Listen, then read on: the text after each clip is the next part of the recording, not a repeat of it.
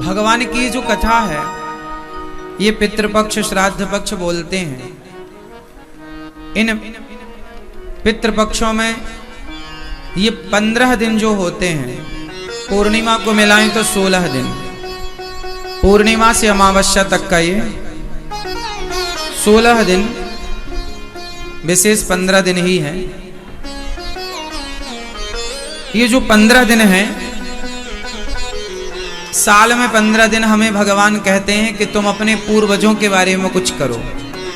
अब ये पितृपक्ष क्या है, ये पितृलोक क्या है, ये पितर कौन है, बहुत लोगों को कन्फ्यूजन होती है। शांति से आप सुनेंगे तो बहुत अच्छा लगेगा।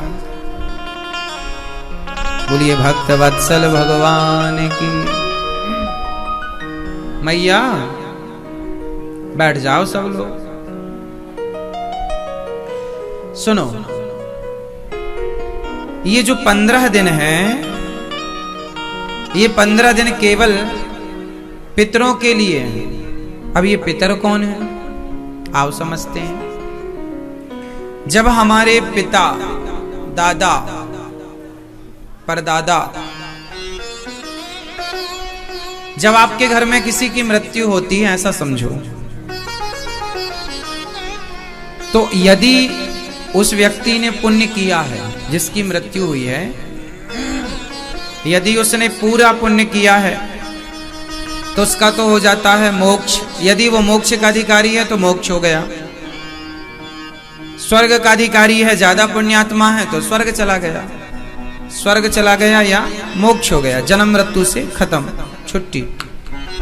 परंतु कुछ लोग ऐसे होते हैं जिन्होंने बहुत अच्छे पुण्य नहीं किए होते, या तो उतने पुण्य नहीं किए होते जितने से मोक्ष और मुक्ति मिल जाए। तो जब वो लोग मरते हैं तो यमराज जी हिसाब करते समय कहते हैं कि आपके पुण्य तो हैं, पर उतने पुण्य नहीं कि आपको स्वर्ग मिल जाए या मोक्ष हो जाए। तो वो जीवात्मा बोलता है कि हे यमराज, अब मैं क्या करूं? तो बोले आप तब तक पितृलोक में जाओ। पितृलोक जैसे स्वर्ग लोक है, ब्रह्म लोक है, सत्य लोक है, ऐसे ही पितृलोक है। ऐसे ही कौन सा लोक है? पितृलोक में आपके उस सज्जन को जो अभी यहां से मृत हुए हैं, उनको भेज दिया जाता है। जाओ पितृलोक जाओ। अब वो पितृलोक चले जाते हैं, वहां क्या करते हैं? बोले वो वहां इंतजार करते हैं। यमराज जी ने कहा पितृलोक चले जाओ, और तुम्हारे जब बच्चे वंश में, तुम्हारा बेटा पोता जब तुम्हारे नाम से कोई भी पुण्य करेगा तो उस पुण्य को तुम्हारे इस पुण्य के साथ प्लस कर दिया जाएगा। माना कि किसी को पास होने में 2 नंबर कम रहे हैं, तो यहां मास्टर जी ग्रेस लगा देते हैं अपनी तरफ से, कृपांक जिसे कहते हैं, पर वहां ग्रेस लगता नहीं है। वहां नंबर कम है आपके, तो वेटिंग, आप पितृलोक में जाइए, वहां सब व्यवस्थाएं हैं। अब आप जब आपके बच्चे, जब जैसे आप लोग यहाँ भागवत जी की पोथी पाठ करा रहे हैं, आप लोग यहाँ भागवत सुनने आए हैं, आपने उनके नाम से अन्नदान किया, संतों को भोजन बंटवाया, गौदान किया, गाय की सेवा की, भागवत जी की पोथी पाठ कराई, ये सारा पुण्य उनके, आपके पिता हो या आपका बेटा हो या पत्नी हो या पति हो या कोई भी हो, समाज परिवार में जो भी एक्सपायर हो चुका है, आपके द्वारा किया गया पुण्य उसके पुण्य से जुड़कर प्लस होगा। और यदि पुण्य प्लस हो गया तो उसे उस पितृलोक से निकालकर स्वर्ग लोक भेज दिया जाएगा। और ज्यादा पुण्य कर लिया आपने उनके नाम से, कोई बेटा ज्यादा पुण्य कर ले तो स्वर्ग ना जाकर वो मोक्ष के अधिकारी हो जाते हैं, वो भगवत धाम के अधिकारी हो जाते हैं। तो हम जो पुण्य करते हैं, तो पितृलोक कहते हैं कि जो ये 15 दिन है पितरपक्ष, इन 15 दिनों में जो पितृलोक हैं, पितर हैं हम सबके, वो पृथ्वी के पास होते हैं, मतलब पृथ्वी लोक के पास होते हैं, इसलिए कि आप हमारे लिए कुछ करें, हम उसे ग्रहण करें, और हम इस पितृलोक से मुक्त होकर भगवत धाम या मोक्ष के अधिकारी बन जाएं। अच्छा, ये तो हुआ वो लोग जो अपने परिवार में पूर्वजों के लिए कुछ कुछ करते हैं। कुछ लोग हैं जो कुछ भी नहीं करते, जैसे बहुत सारे बच्चे अपने बाप के लिए, कुछ लोग तो आज इतने इंटेलिजेंट हैं, पढ़े लिखे हैं कि वो मरे हुए बाप की तेरही भी नहीं करते। बड़े बड़े शहरों में तेरही भी नहीं होती, पता है आप लोगों को? बड़े बड़े लोगों के यहाँ तेरहवीं भी नहीं होती। मतलब 13 ब्राह्मण भी मरे आदमी के नाम से नहीं खाता। जबकि गांव में आज भी ये परंपराएं हैं कि कोई मर जाए तो उनके नाम से 13 दिन बाद तेरही होती है। और तेरही के दिन सिर्फ 13 ब्राह्मण नहीं, उनकी जो सामर्थ्य होती है उसके अनुसार पूरा गांव, पूरा समाज, और केवल गांव समाज नहीं, कितनी बढ़िया साइंटिफिक व्यवस्था रही हमारी।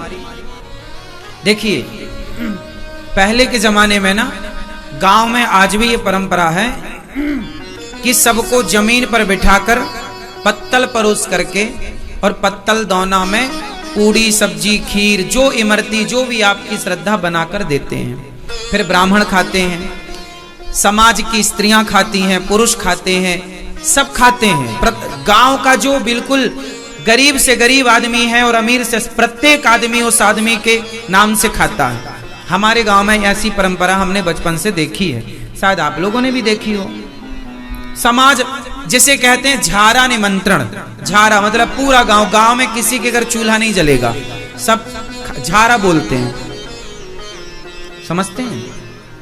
तो सारा खाते हैं। तो पहले के जमाने में क्या होता था, पत्तल होती थी, पत्तल में परोसा जाए, फिर वो पत्तल क्या है लोग गांव के बाहर फेंकते थे। तो पहले ये नियम था कि जब आदमी तेरही खाता है तो आप भी कभी किसी की तेरही खाने जाओ तो कहते हैं कि थाली में अन्न छोड़ना नहीं चाहिए। ऐसा हम सब कहते हैं और सुनते हैं, पर तेरही खाओ किसी की तो थाली में कुछ छोड़ना चाहिए। तेरही खाओ किसी की तो थाली। अब देखो, ये बात तब कही जाती थी जब पत्तल का जमाना था।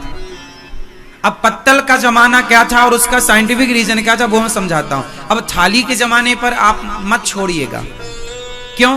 क्योंकि पत्तल के जमाने में कहा जाता था कि जिस आदमी के नाम से आप खा रहे हैं उसके नाम से आधी पूड़ी या एक पूड़ी, थोड़ा सा मिठाई जो भी था वो सब छोड़ते थे जरा सा। क्यों? अब आप पूछेंगे क्यों छोड़ते थे? क्योंकि पत्तल सारी उठाकर पहले किनारे फेंकी जाती थी गांव के बाहर। तो उस पत्तल पर जो भी रहता था उस गांव के सारे कुत्ते, उस गांव की जो भटकती रहती गाय, वो गाय, कुत्ता, कौवा, जीव जंतु, मतलब उस गांव के प्रत्येक जीव, गांव के प्रत्येक आदमी को नहीं मिलता खाना उस आदमी के नाम से, गांव के प्रत्येक जीव जंतुओं को मिलता है उस आदमी के नाम से खाना। तब उसे कहते हैं तेरही, उसे बोलते हैं तेरहवीं, जो मृत्यु के अग्नि संस्कार के 13 दिन बाद होती है। तो जब आपके नाम से चिड़िया खाए, कौआ खाए और गाय खाए, कुत्ता खाए, आदमी खाए, भूखा खाए, संत खाए, ब्राह्मण खाए, जब सब खाएगा तो सबकी दुआएं आशीर्वाद मिलेंगी और उस दुआ को, उस आशीर्वाद को, उस पुण्य को भी प्लस किया जाता।